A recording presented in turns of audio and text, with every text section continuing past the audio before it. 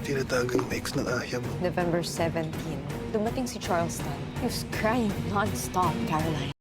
Agad namang kinuha ni Annie yung isang white envelope sa bag niya at inabot niya kay Lola Nene at sinabi niyang para yun sa kanila.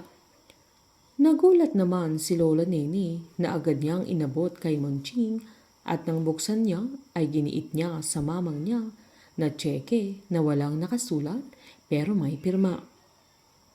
Agad tinanong ni Lola Nene kung para saan yun na agad namang sinabi ni Annie na wag nilang mamasamain pero pwede nilang ilagay kahit anong amount na gusto nila na kinagulat nila Lola Nene kaya pinaliwanag ni Annie na gusto lang niyang bumawi sa pag-aalaga nila kay Bingo.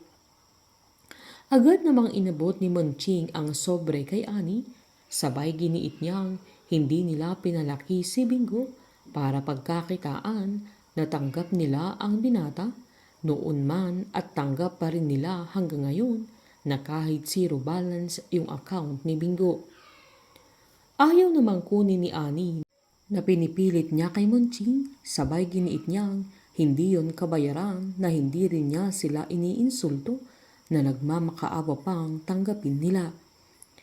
Sinaad naman ni Lola Nene na hindi nila yon matatanggap at tama na yung nagpasalamat siya sa kanila. Sabay giniit pa ni Monching na no hard feelings pero hindi nila matatanggap yung binibigay niya at okay lang sa kanila. Habang sakto namang pauwi na sila Bingo na sinasabihan pa niya si Caroline na wag niyang sabihin kila mamang nila na nabugbog siya nang saktong makita ni Bingo na driver ni Annie yung nakatayo sa may pintuan nila kaya dali-dali silang pumasok.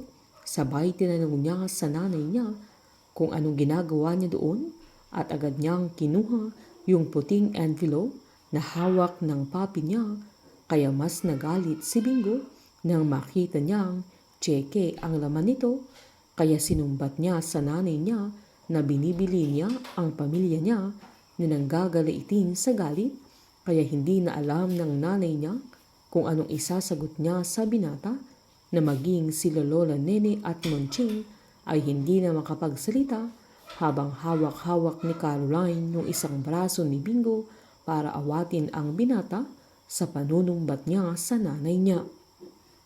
Pinaliwanag ni Annie na magpapasalamat lang sana siya sa pamilya ng binata na agad namang sinumbat ni Bingo na gusto niyang magpasalamat pero tinatapalan niya ng pera ang mga mukha ng papi at mamang niya. Sabay pasigaw niyang sinabi na hindi mabibili ni Annie ang pamilya niya. Masama ang loob ni Bingo sa nanay niya dahil sa pangiiwan niya sa kanya na naging palaboy-laboy siya, butit nakita niya sila Lola Nene at Monching.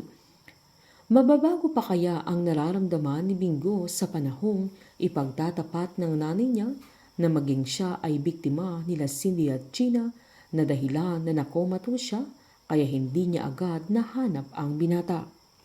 Painit ng painit ang mga tagpo, sabay-sabay po nating subaybayan ang advance episode at ang nalalapit na pagtatapos ng Can't Buy Me Love dito po sa aking channel. Patuloy lamang pong manood at mag-subscribe para ma-update po kayo sa mga susunod na episode. Marami pong salamat.